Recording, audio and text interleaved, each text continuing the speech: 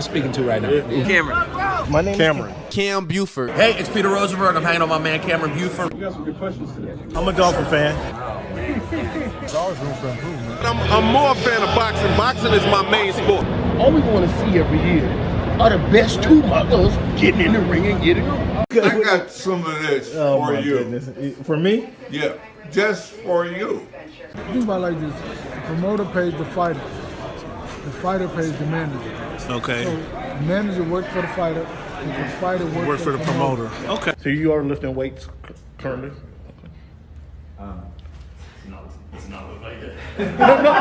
When he said it's easier to score in the NBA versus Europe, did you agree with them? To me, it's easy to score all over the world. Can I finish right now? Do you want me to speak or do you want to conduct the interview and answer for me? Which one? What do you think about this type of Aaron, like I was saying before. Aaron, what has the game of baseball taught you? One of the biggest things is being humble. Can you give a message to the kids to kind of persevere through the false teachings they may be giving? Patience. Okay. Patience. As the show Voice of the Fans Oh my goodness! continues to evolve, You were adding some spice to it. it is strictly banter back and forth between myself and Cameron Buford. I enjoy all of it. The real ones know what's going on, right? Never mind. Go watch the tape. Go watch the tape, and then you tell me if it was all about just a system. You look like a buffoon. Go do your research. Go do your study. I'm not caught up to you guys yet. I do know I'm real that. surprised at that, Cam. Hey, come here. It's okay. It's okay. It's okay. Oh, this guy. That's what's good in sports, man. It's the big Snoop Dogg, man. That's what's good in sport. Thank you for making our voice your choice. If you haven't told your girlfriend about the show, tell her about the show. If you haven't told your boyfriend about the show, tell him about the show. If you haven't told your cousin, your uncle, your grandfather about the show, let everybody know about the Voice of the Fans podcast. Hey, man, thanks for making our voice your choice. You know how we do. Yeah.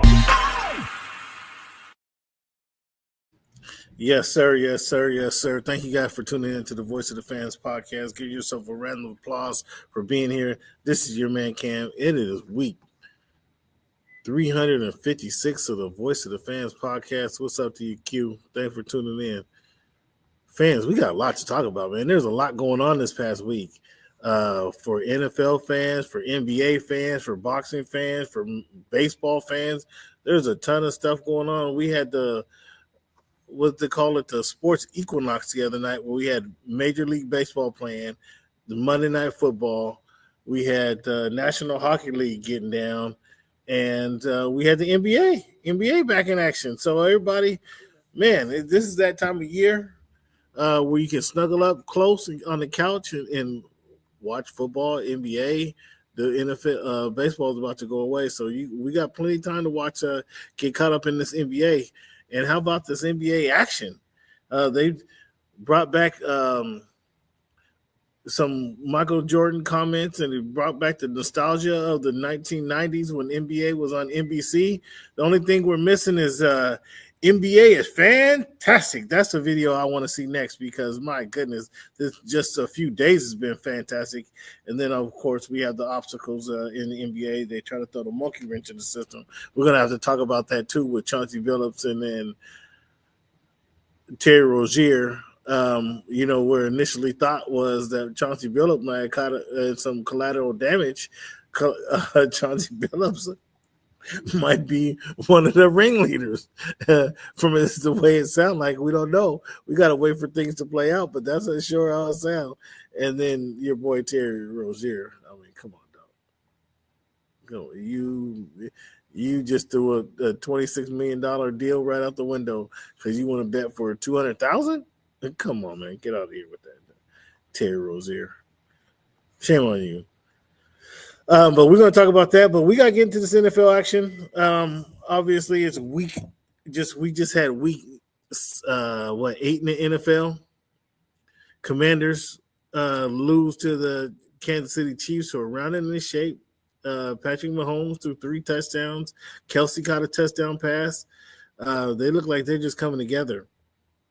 The Bills James Cook was wise to hold out because he got paid and he's still doing his thing. 19 carries, 216 yards.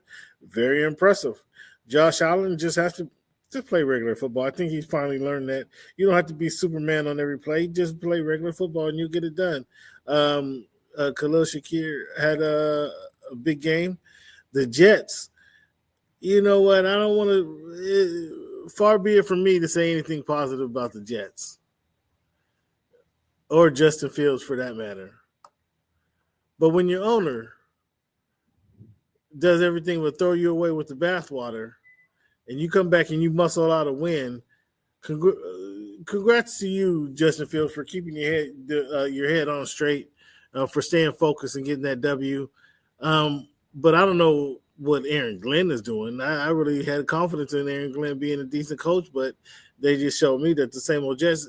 Why is your running back throwing the game-winning touchdown pass, Aaron Glenn?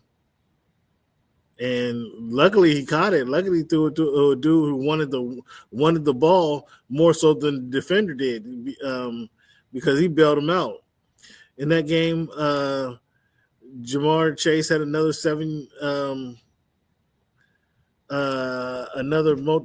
10 catches in this game, I think, double-digit catches. Flacco, you can't expect him to win them all. He's 40 years old. He's going to blow some games for you. Talking about blowing games, the Broncos blew out the Cowboys. Bo Nix did his got the fifth straight win for the Broncos. Kudos to them. They had multiple TDs. The Cowboys were stopped until late in the game. The defense of the Broncos looks pretty solid, and good kudos to them for getting that W. The Colts throttled the Tennessee Titans. Some people actually have Jonathan Taylor in the MVP race. I'm impressed by that. I don't think he's the MVP, but I'm impressed that they even have him in the conversation. So kudos to Jonathan Taylor. He's getting it done. 3 rushing touchdowns. And your boy is just playing complimentary football. Daniel Jones playing complimentary football and getting the job done.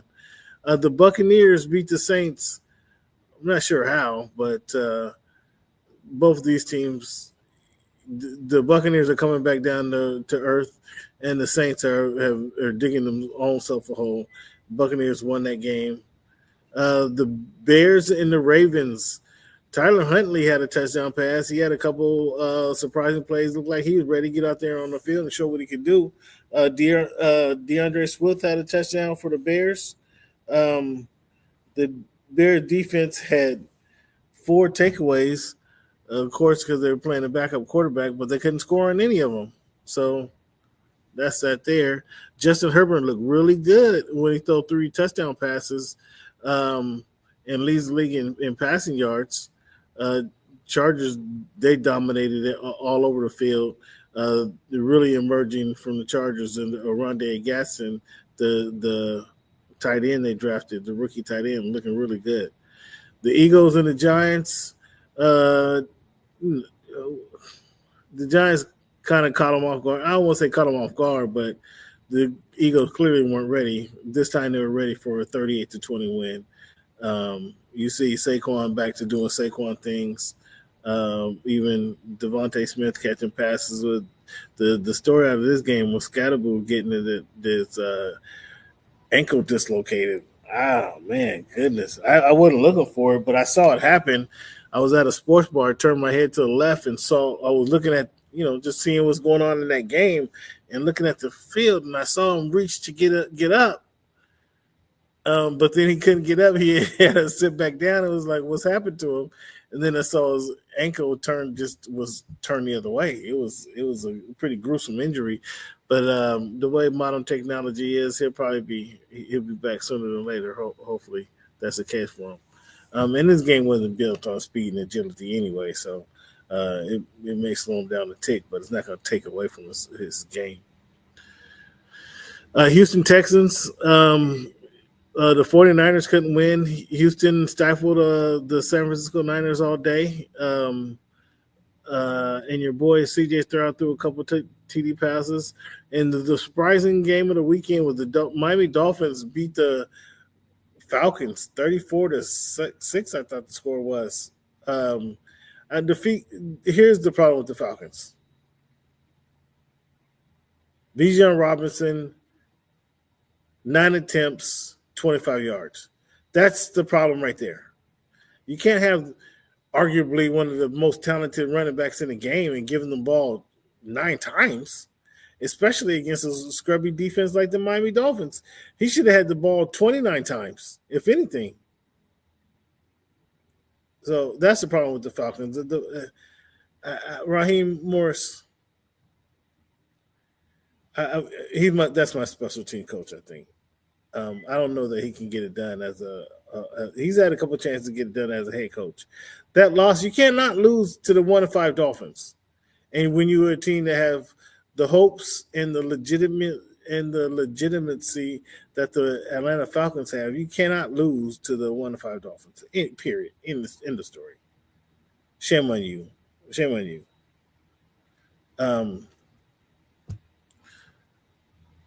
That was this week in the NFL. My picks, fans. I'm not gonna hurt your eyes with my picks. I'll just rattle them off to you. I was 9 for 13, so that's just below 70%, 69.2. I was 1 for 3 in my picks against the spread.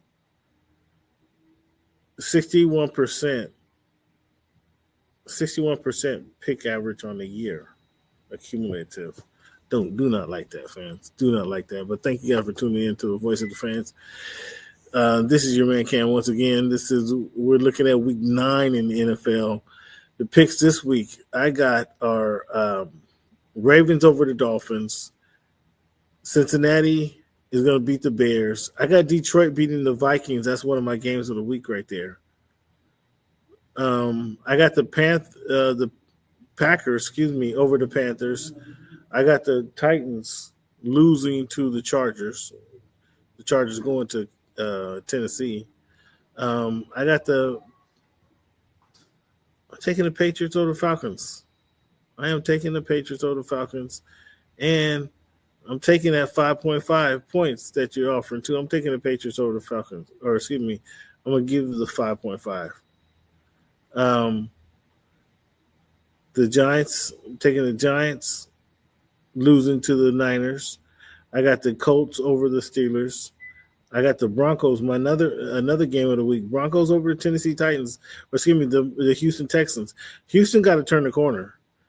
Not that this is the best team that Broncos are going to play this season, but this is a playoff team from last year. We'll put it like that. Houston, if you're going to be a playoff team this year, you got to turn the corner sooner or later. You're going to have to get it right. Stop making excuses. So I got this as a game of the week. We'll see what Broncos team comes out. We'll see what Houston teams come out. But I think this is going to be a game of the week. Houston is it's Houston minus 1.5. Jacksonville and the Raiders. Now this is going to be a good game for different reasons because both of these teams pretty much stink. So there's going to be two mediocre teams playing each other. There may be some big plays in this game. It's going to be good, just not one of the better games. It's just good because it's two mediocre teams playing each other in that sense. The Rams are going to pummel the Saints. The Chiefs and the Bills play. Now, this is my last game of the week. I told you I got the Vikings and the Lions, which will be a good game. Division rival, that'll be a good game. I got the Broncos and the Texans. The Broncos want to stay at 8-2. They want to show people that they are who we see their record shows they are, and the Texans need to win the game. They need to win some games. It's 3-4, under 500. They need to win some games. So it's time for all excuses to go away. You see what you got. You know what you got. Win some games on that merit. And the Kansas City Chiefs and the Buffalo Bills, both the Kansas City Chiefs, 5-3, Buffalo Bills 5-2. They're in Buffalo. It's Buffalo by 2.5, Buffalo by 2. Or it's KC minus 2, I got Buffalo winning this game. Here's the reason I have Buffalo winning this game. It's not a playoff game. That's number one. Number two, the Chiefs will beat them in the playoffs if these two teams were meet. If this was January, I'd be betting on the Chiefs. But it's a game, regular season game at home. The Chiefs will take this and be like, oh, okay, we're 5-4. They don't want to be 5-4, but they'll take it, and they're equipped to come back from a 5-4 record where the Bills lose this game. It's not going to hurt them. They'll have the same record, but I just think that the Bills at home will beat these guys in the regular season. Had this been December, January, in playoff on the line, I got the Chiefs winning this game. But because it's the Buffalo Bills in what is it going to be, November, I'll take the Bills in November. The Saints and the Commanders, or excuse me, not the Saints, Seahawks and the Commanders. Seahawks coming off a bye. They're traveling to Washington, across the country, to Washington, D.C. to play the Washington Commanders, -3. I got the Seattle win this game fairly easy, especially if Daniels doesn't play. If Jaden Daniels doesn't play, this might be a 42-13 game. If Daniels plays, obviously it's a lot closer. But I still Seattle -3 and don't need the points. I ain't taking the points. I don't want the points. Seattle straight up going to win this game. Easy. Easy. The Arizona Cardinals playing the Dallas Cowboys. This will be a halfway decent game. Neither one of them play any deep. It'll be entertaining because the Cardinals defense is better than the Cowboys defense, but the Cowboys offense is better than the Cardinals offense. So I think it's going to be a high scoring game. Cowboys will win this game like 44-31, something like that. It'll be a high scoring game. Take the over in this game. I would certainly take the over in this one. And so my picks against the spread, I'm taking the Denver Broncos, as I mentioned. They're underdogs. I'm taking the Patriots -5 against the Falcons.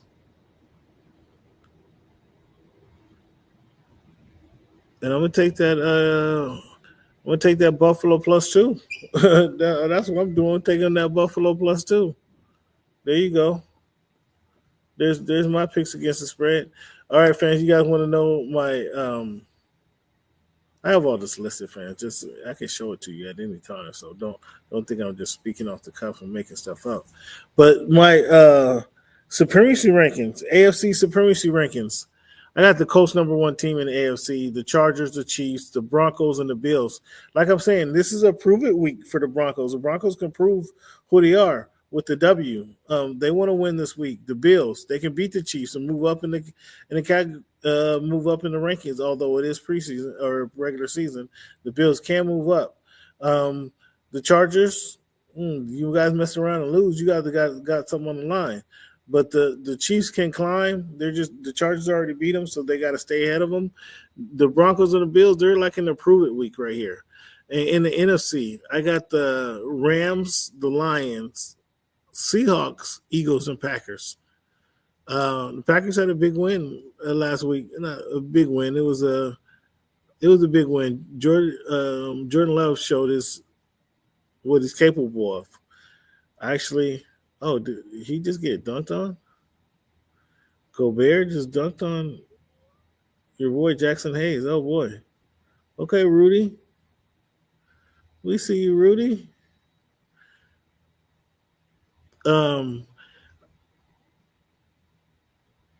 I got the Packers, the Eagles. I think the Eagles is showing, the way they played last week there, that's another Super Bowl team.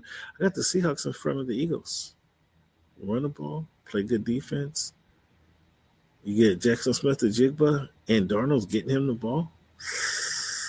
That's an impressive combination that nobody was really putting a lot on it right now. I wasn't putting this much on Jackson Smith to Darnold to Jackson Smith, even though I talked to Jackson Smith a couple times in the preseason as he came down to the Storms game, chatted up with him a couple times, and he said he was ready. he was looking forward to a big season. So, and we're seeing why. I got the Lions. I got the Lions and the Rams as the top team in the NFC. The Rams, Lions, Seahawks, Eagles, and Packers.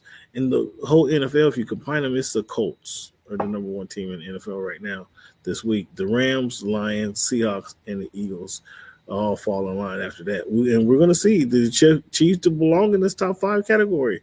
We're going to see if they were able to beat Buffalo. They have to go in there. If Buffalo beats the Chiefs, they have to go in there. If the Broncos continue to win, they have to go in there. So we got a big week of football coming up and some things to really keep your eye on going into this week outside of your fantasy football squads. How are your fantasy football squads doing, by the way, fans? Let me know how your fantasy football squads are doing. What pickup is going to carry you there? Because right now you got to make some moves. You got to pick some. You're going to have to be crafty with your squads because maybe you didn't get who you wanted in the draft, but did you pick up somebody who can produce? I just happened to pick up in my fantasy squad one of them. I only playing in two leagues this year. Kyle Pitts Jr. I happened to pick him up, and I expect him to pay some dividends for me here pretty soon. So that was one pickup. Fans, you tell me. There's one trade on the line, fans. All seriousness, there's one trade on the line. I don't know if I should do this.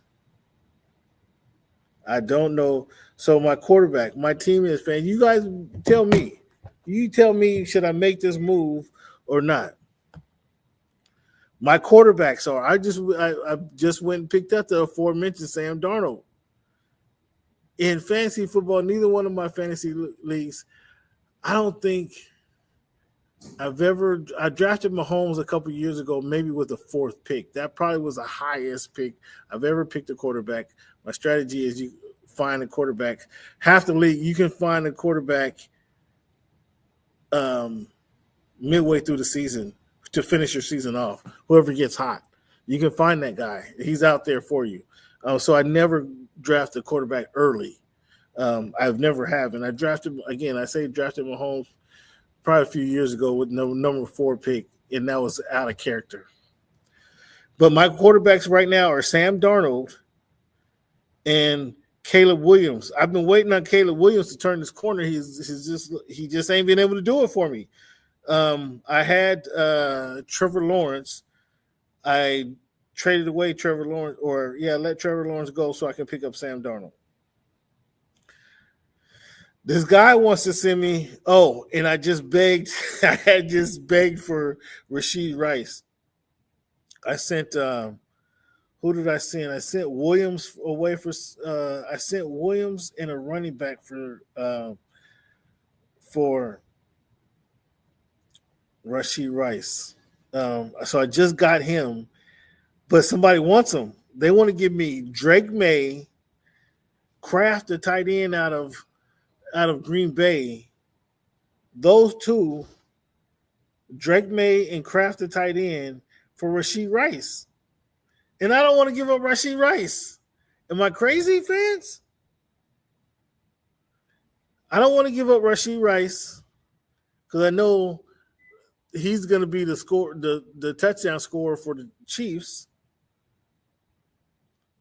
But I think Sam Darnold's not going to be doing that much worse than Drake May. Drake May's still unproven. We still got to go down the stretch. Is Sam Darnold going to be that much worse than Drake May? I don't know. But the tight end makes it real tempting. Because I got Noah Fant this week. And my other tight end, Goddard from the Eagles, he's on a bye. So that tight end makes it real tempting. Kraft, he's the number 1 tight end. And the way Jordan Love is throwing the ball, he's going to cash that tight end, going to cash in. I don't want to give up Rice. I got Ibuka coming back. If I give up, I wanted that one guy. I got Ibuka, Lab McConkey, McMillan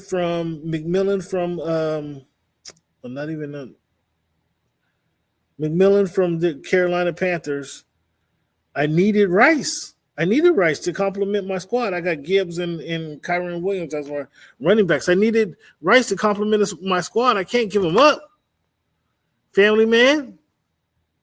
I can't just give up Rice who complements my squad. But that tight end makes it real tempting. What do you guys think, fans? Do I give up Rashee Rice for Drake May and Kraft, the tight end out of Green Bay? Oof. I don't know. I'm sleeping on that one. That one's up on the table. I think I could make that one happen.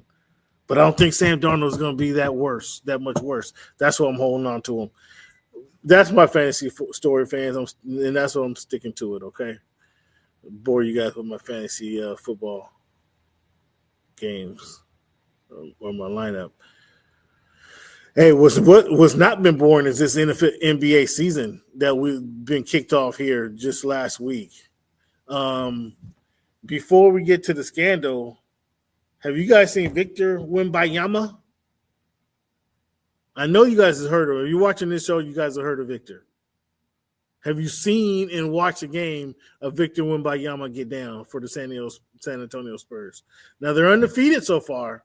I'm not saying that they're going to go 82-0. But this kid went and became a monk, went and worked out with Hakeem, and now he's coming back and doing damage on the NBA. Fans, if you guys haven't tuned in to see Victor Wembanyama, you're missing a treat. This kid is going crazy. And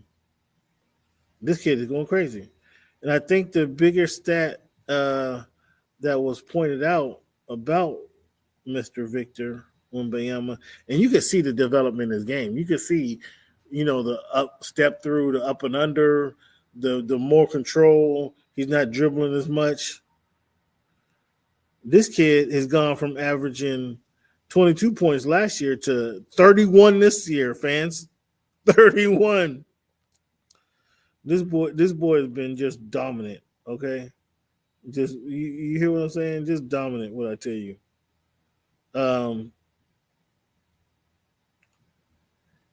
I just want to look at his fans. As a rookie, Victor Wembanyama shot 5.3 threes a game. As a rookie. I mean, that was so impressive. That's what everybody thought was so impressive, that can get out there and dance and dribble between his legs and pull up from deep. But he shot 32%. So, dude, that's not that effective. So he came back last year and he shot 35%, but he was shooting it more. Now he's shooting it at 8 a game, 8.8 shots a game, almost 9 threes a game. That's more than we were complaining about as a rookie. While he's shooting 46% from the floor as a rookie, 47% in his sophomore year. Fans. Now this year he's shooting 60% from the field, and he's only shooting 2.8 threes a game. He went down 6 shots a game. He's taking those in the paint now, fans. That's how Victor's game has changed. He's taking those in the paint, and he's dominating in the paint.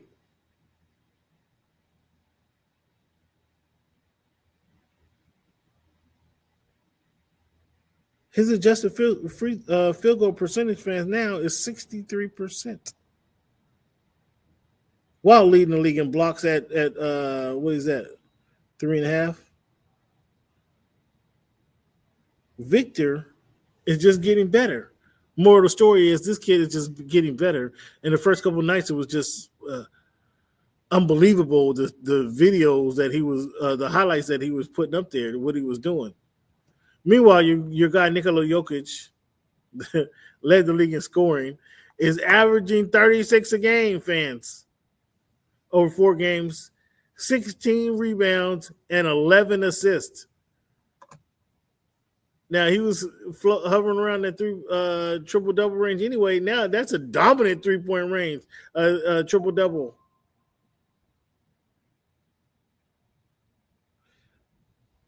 Jays extend the Game 5 lead. Dodgers, what you doing, Dodgers? Now it's a 6-2 lead.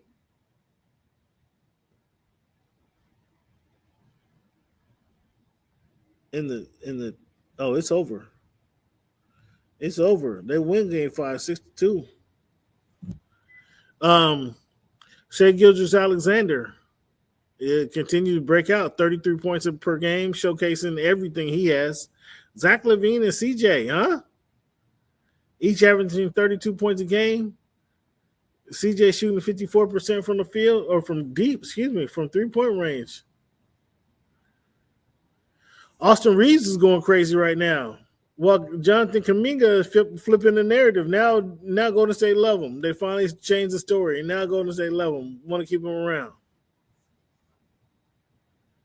What's the biggest takeaway in the first week of the NBA for you guys? What do you guys see? Is it Victor? Is it the boys in Philly? The boys are back in town. What is it?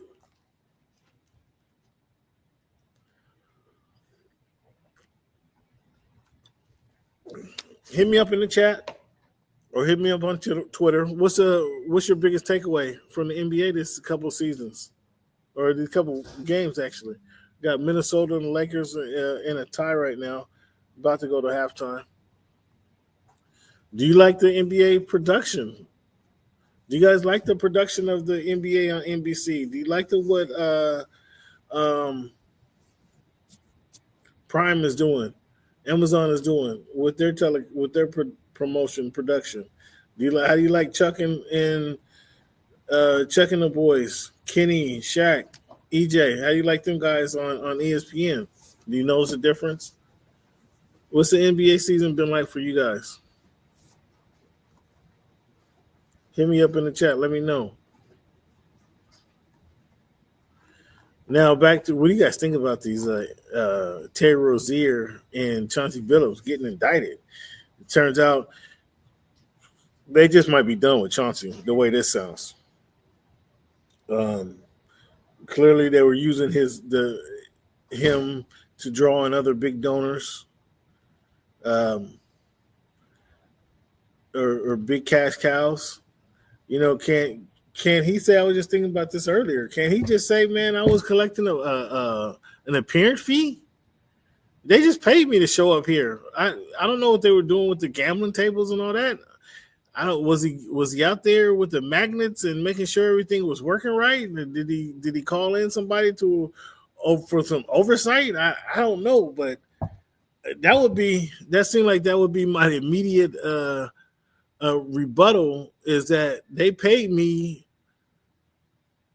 $1 million, $50,000, $500,000 as an appearance fee. And whatever they were doing, I don't gamble like that. I may have shook the dice. We played $100,000 on roulette, but that was it. I wasn't really gambling. I was there. They paid me to show up. Have a couple drinks. Till he talked some basketball. That's what we did. Now this stuff about people sitting out and stuff like that. Now, Chauncey, hopefully they don't got you, text messages, bro, or they don't got you, your audio recording talking about, who was Portland to be talking about we tanking anyway? Portland was not that good, so to say that they're tanking, I can't think of who they were playing that was going to change the scope of a game. I don't think Portland had that guy. So I'm kind of cute. I'd kind of be leery if I was just to hear Chauncey Billups right now say, we're tanking tomorrow. We're tanking. Like, dude, what do you mean you're tanking? You guys don't got it like that. You guys ain't pulling who do you have who's changing the dynamic of the game? I don't know that you tell Scoot Henderson. I haven't seen him he ain't jumped off on my screen yet. And what is this, his third year in the NBA? Who's jumping off on your screen? Shaden Sharp? Okay. Yeah, that's okay. And they did pay my man named Turi. He's number 33. If you're watching, you have to be, I don't know if you jump off at your screen, but I noticed him going to the game. And I just noticed he was getting a lot of shots. He was getting a lot of shots up. So you have to be like, who is this guy getting the shots up? And that was Turi, I think his name is. But come on. Portland is not changing the dynamic of the NBA or the Western Conference.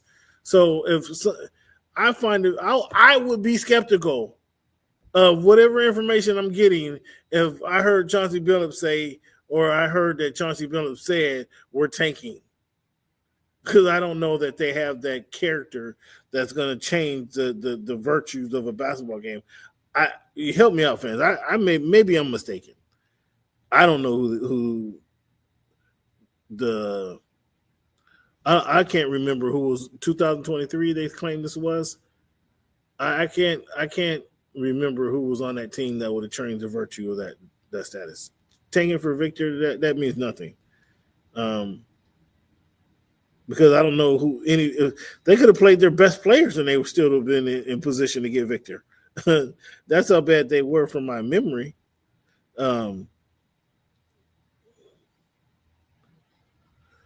Tumani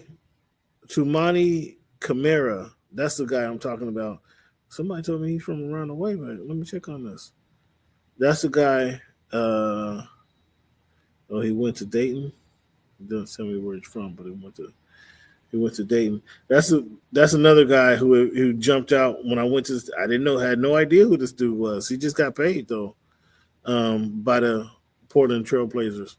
But he's not going to change even this season. He's not going to change the fortunes of the. He's not going to change the fortunes of the Portland Trail Blazers.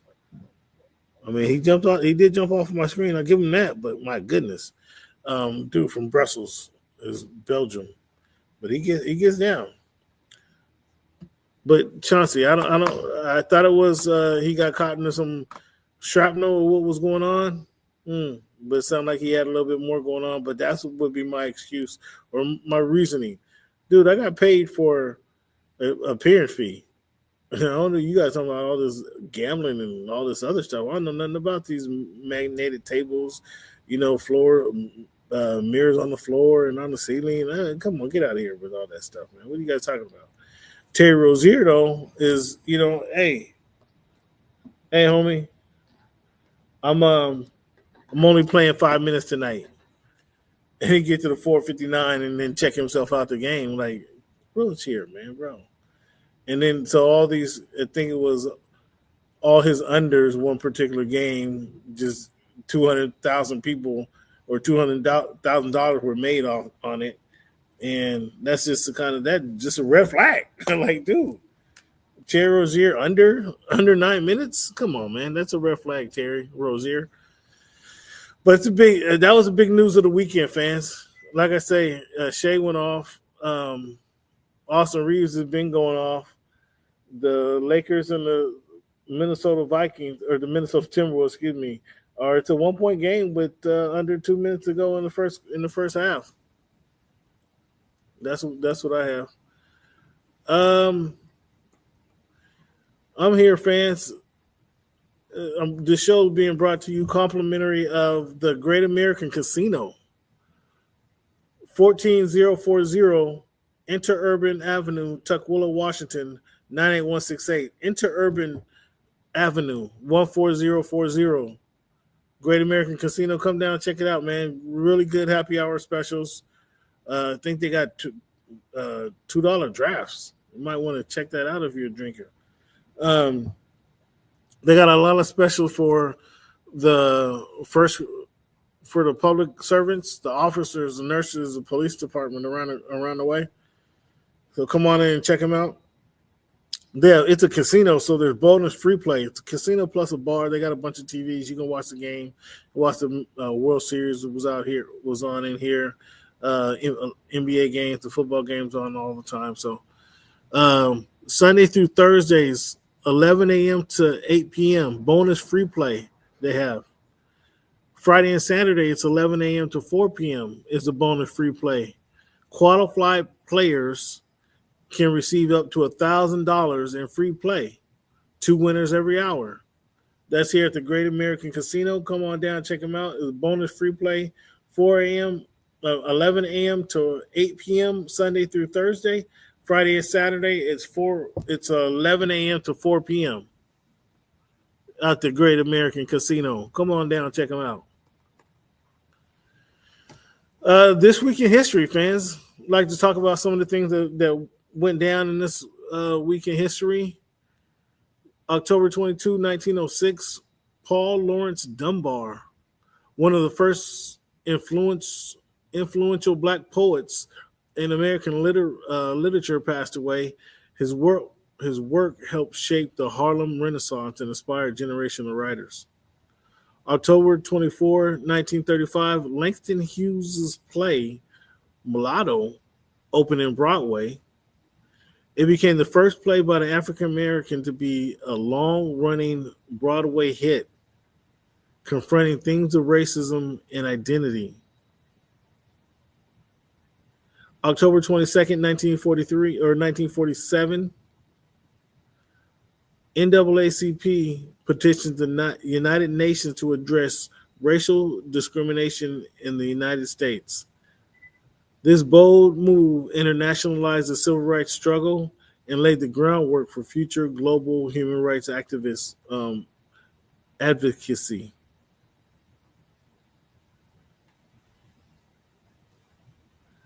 October 27, 1960, Martin Luther King was released from jail after being arrested during the sit-in in Atlanta. His release came after interventions from then presidential candidate John F. Kennedy, a moment that shifted black voter support to the 1960 elections. October 25, 1940, Benjamin O. Davis Sr. was named the first black general in the U.S. Army. His promotion broke major racial barriers in the military and paved the way for future black leaderships in armed forces. Benjamin O. Davis Sr.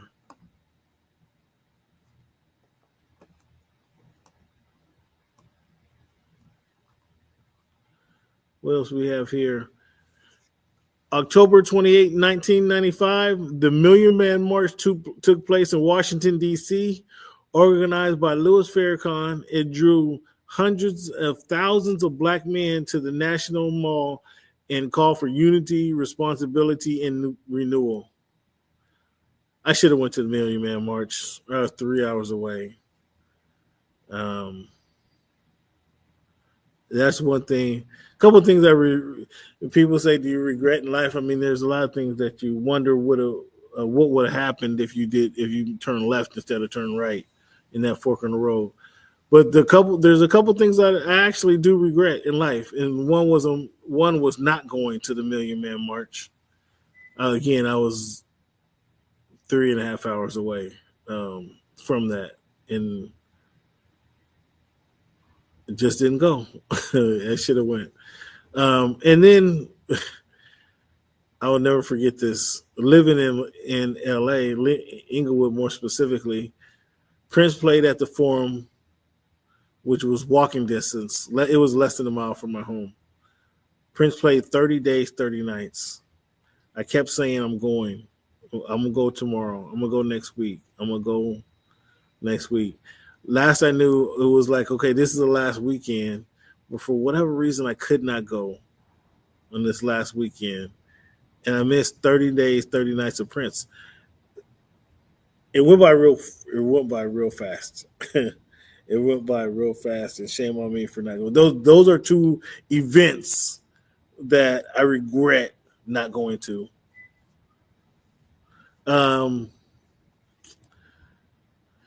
October 29, 1969, the Supreme Court ordered immediate desegregation of public schools in the South accelerating the enforcement of Brown versus Board of Education and reshaping American education.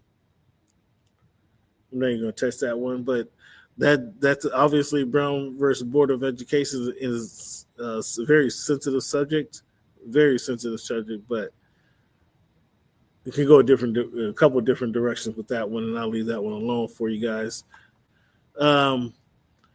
Boxing fans, are you guys interested in Mary Spencer versus Michaela Mayer? Or are you interested in Pitbull versus Lamont Roach on December 6th? We still, although Sebastian Fundora fight was canceled or postponed, I should say, we got Chris Eubanks still fighting Conor Benn on the 15th of November. So we still got some boxing happening. How interested are you guys of Pitbull versus Roach? Or who even know who those guys are? The Seattle Storm signed Sonia Ramon as their next head coach. She was off the bench in New York Liberty before they ran her coach out of town. So she's an Indian coach. Seattle keeps it going, having minorities as coaches. So that's a good thing. Let's see how she connects with the players. I'm looking forward to her intro interview. Watching this World Series, fans, now we know that the Dodgers won tonight. Or excuse me, the Blue Jays won tonight. Go up on the series 3-2. How many of you guys watched the 18-inning game on Monday night? How many innings did you stay up? I was like, it was in the 12th inning. I was like, I got a minute. I got a minute to sit down and watch. Maybe it was a 11th or 12th inning. I can sit down and watch. Next thing I know, it's 11:30 Pacific Standard Time, and it's a 16th inning. I'm like, okay, how long can this go on? I'm done. I've seen enough. I've seen enough, and I just ended up listening to the rest on the radio. But it was a long inning. How much did you guys watch?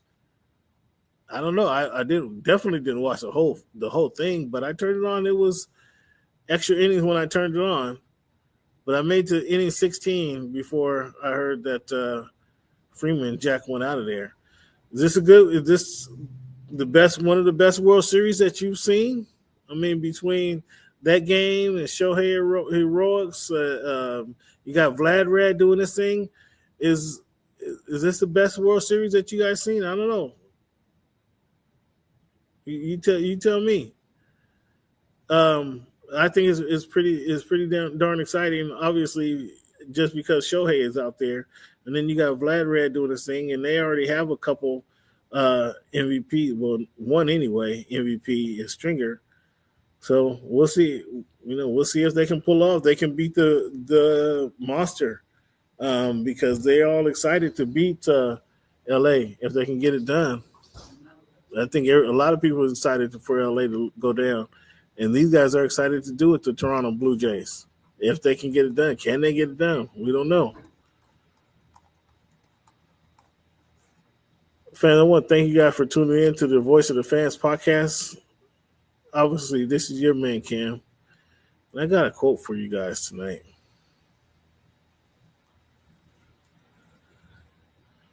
This quote is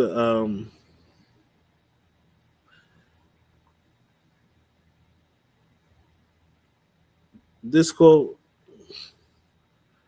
some say I'm a little overconfident, but I like this quote because it allows you to be confident.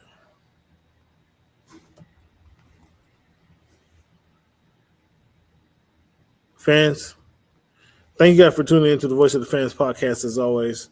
I enjoy bringing this show to you guys. It's kind of cathartic just to call you guys my community. If you're in my community, man, hit that subscribe button, hit that like button. Let's spread the word. If you really like what's going down, hit that share button. But the quote I'm going to leave you guys with tonight is, the most beautiful thing you can wear is confidence. That's Blake Lively. The most beautiful thing you can wear is confidence. Be confident in what you do, who you are, when you speak, when you enter the room. Have confidence. Make sure everybody notices you. And you hear that from the bottom of my heart, fans. I thank you guys for your time. Once again, hit that subscribe button, hit that like button, hit that share button if you really like the content. I thank you for your time tonight. And as always, fan, thank you for making our voice your choice.